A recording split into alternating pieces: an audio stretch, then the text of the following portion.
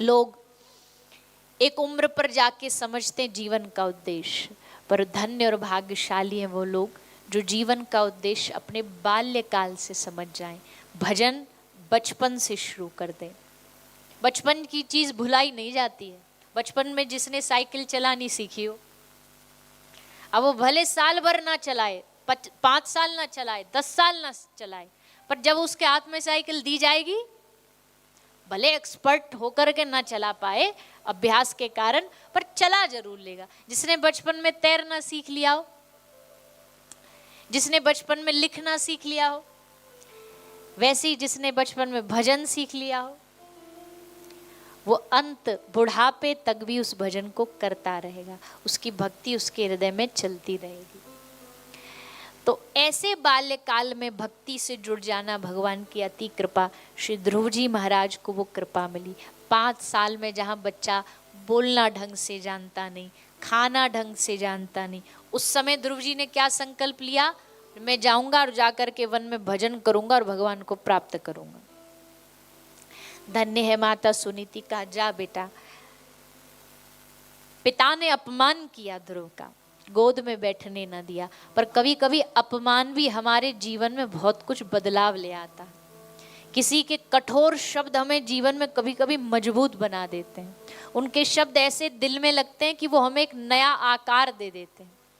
जरूरी नहीं हर बार हमारा अपमान बुरे के लिए ही होता है। कई इतिहास की घटनाएं ऐसी हैं जो अपमान ने जीवन बदल दिया, गलत शब्दों ने जीवन बदल दिया कि अब तो हम ये करके दिखाएंगे। एक ध्रुव जी का अपमान, उनका पूरा जीवन बदल गया। गए वन में भजन करने के लिए, रास्ता मिल गए नारद जी। क्योंकि जब भी जीव भगवान की ओर जाना चाहता है ना, तो ध्यान रखना, भगवान अपने आप को देने से पहले एक गुरु देते हैं, एक सदगुरु भेजते हैं। कि डायरेक्ट तो आ नहीं सकता भैया, डायरेक्ट भगवान के पास जाना बड़ा मुश्किल काम है। रास्ता इतना लंबा है, सफर इतना लंबा है। आप भारत से बाली अपनी बल से नहीं आ सकते पैदल चल चल के। उसके लिए भी आपको सहायता चाहिए, फ्लाइट की, गाड़ी की, ट्रेन की। भगवान के पास अपने बल पे जा सकते हैं?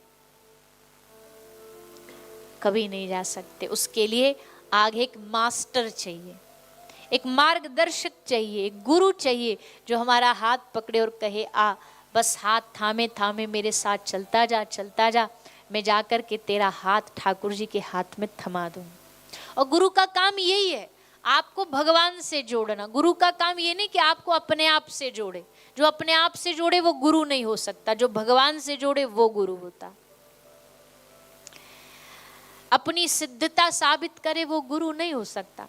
एक गुरु बोला, मतलब एक नाम गुरु का था, पर बोला हमसे जो दीक्षा लेगा समझ लो स्वर्ग की सीट उसकी पक्की। हमको गुरु बना लो तो मतलब स्वर्ग तो जाएगा ही जाएगा। एक आदमी ने आके दीक्षा ले ली।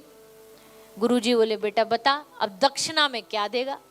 तो बोला गुरुजी आप दक्षिणा भी लेते हो? बोले नहीं नहीं देना पड़ेगा दक्षिणा, तो जब तूने गुरु बनाया तो कुछ तो दक्षिणा देनी पड़ेगी। पंजाब का आदमी था। बोले गुरुजी दक्षिणा में पंजाब में आपके नाम करता हूँ, पूरा पूरा पंजाब आपके नाम करता हूँ। गुरुजी बोले बावरा हो गया, पंजाब क्या तेरे बाप का है? तो बोले स्वर्ग क्या आपके बाप का है? जब पंजाब हमारे पिताजी का नहीं है तो स्वर्ग का ठेका आपने कैसे ले लिया कि हमसे जो दीक्षा लेगा उसे स्वर्ग मिल जाएगा? गुरु का काम ये थोड़ी। गुरु हाँ ये कहेगा कि अच्छे कर्म करो तो शायद तुम्हें पुण्य मिले, पुण्यों से स्वर्ग मिले। भजन करो, भजन से तुम्हें शायद भगवत धाम मिले। ये कार्य गुरु का होता है। संत समाज, साधु समाज के पास एक टॉर्च है जो हमेशा वो समाज को दिखाते हुए चलते हैं। पर गलती कब हो जाती है? जब वो टॉर्च को सामने रखने की बजाय अपने ऊपर, यानी अपने आप को प्रदर्शित करने के लिए लगा लें। उनका काम है समाज को प्रकाश देना। गुरु रूप में नारद जी आए। नारद जी ने कहा बेटा कहाँ जा रहा? भगा भगा। 5 साल का बच्चा जंगल की तरफ भागता जा रहा, अकेला। तेरे मैया बाप कहाँ है? बोले ना ना हम माता पिता को लेकर नहीं आए, हम जंगल में जा रहे भजन करने, भगवान को प्राप्त करने। नारद जी बोले 5 साल का ठिगना सा बच्चा, तुझे पता भी है भगवान क्या होता है, कहाँ मिलता है, कैसे मिलता है, कब मिलता है?